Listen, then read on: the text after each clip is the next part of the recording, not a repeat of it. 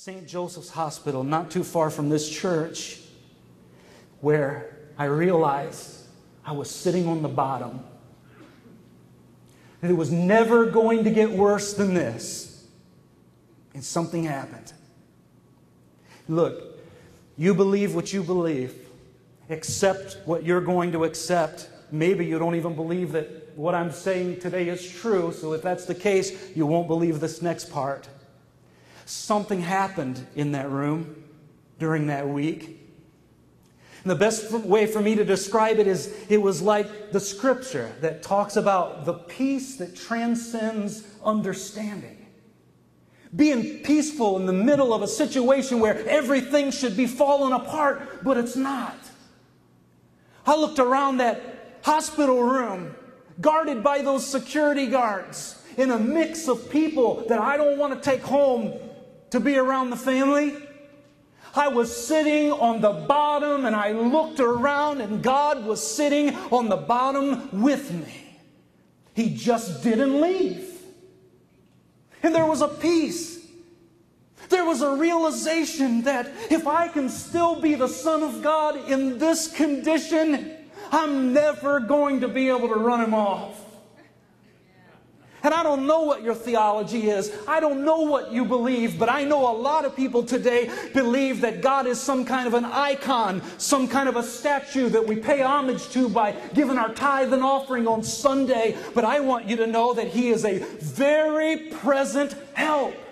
And wherever you are right now, and whatever you are going through right now, I can assure you that there is a loving Father who is a part of your story that is so close you can sense Him.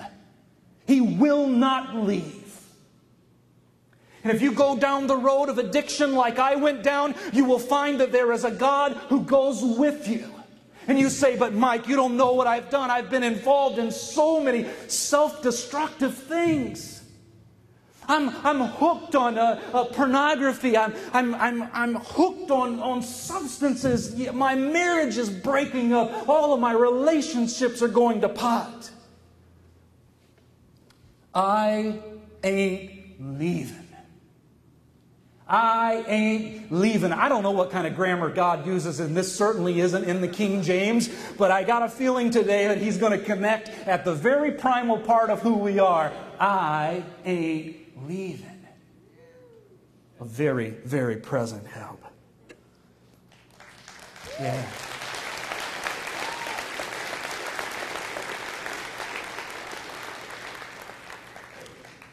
Mike, why do you say it like that? I want you to remember it. I need to remember it. Absolute truth, letter C in your notes there, absolute truth is a necessity in our life. It is an anchor to hold on to. Let me back it up a little bit, what I just said. In Psalm 139, the psalmist writes, "Such knowledge is too wonderful for me. It is high, I cannot contain it." He starts out right here by saying, all right, I don't get it. Where can I go from your Spirit? Where can I flee from your presence? If I ascend into heaven, you are there. If I make my bed in hell, some of you feel like you've been sleeping in hell, you are there. If I take the wings of the morning and dwell in the uttermost parts of the sea, if I get on my little boat and go out into the middle of the lake to get away from you, even there your hand shall lead me, and your right hand shall hold me. God is present.